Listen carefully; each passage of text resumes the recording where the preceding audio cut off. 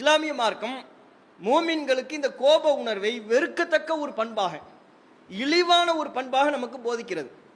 நபிகள் நாயகம் ஸல்லல்லாஹு அலைஹி வஸல்லம் அவரிடத்துல ஒரு மனிதர் வந்து ரசூலுல்லாஹ்விடத்துல கேட்குறாங்க, அவுசினி யா ரசூலல்லாஹ், அல்லாஹ்வின் தூதரே எனக்கு ஏதாவது ஒரு அறிவுரை சொல்லுங்கள் அப்படின்னு கேட்குறாங்க.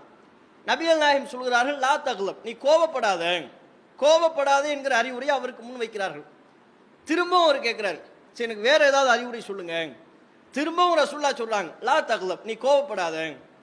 பலமுறை அந்த நபித்தோழர் அந்த மனிதர், இல்ல எனக்கு வேற ஏதாவது அறிவுரை சொல்லுங்கன்னு திருப்பி திருப்பி அவர் கேட்ட போதும், ஃபரத்தத மிராரன், பலமுறை தனக்கு அறிவுரை சொல்லுங்கள் என்று அவர் வேண்டிய போதும் கூட நபிகள் நாயகம் அவர்கள் சொன்னது லா தக்லப், நீ கோபப்படாத என்கிற இந்த அறிவுரை தான் முன்வைக்கிறார்கள்.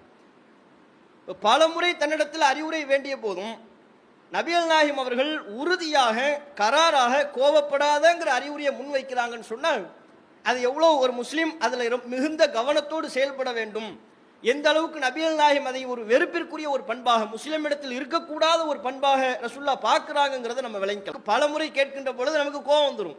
நபிகள் நாயகம் அவர்கள் கோபப்படாதே என்பதையே கோபப்படாம சொல்றதா இருந்தா, ரசூலுல்லாஹ்வுக்கு கோபம் ஏற்படுத்தக்கூடிய ஒரு சூழல் அங்கே உருவாக்கப்படுகின்ற பொழுது கூட தன்னை கண்ட்ரோல் பண்ணி கோபப்படாதப்பா என்பதையே மென்மையாக பலமுறை அறிவுரை சொல்லக்கூடியவர்களாக ரசூலுல்லாஹ் இருக்கிறாங்க.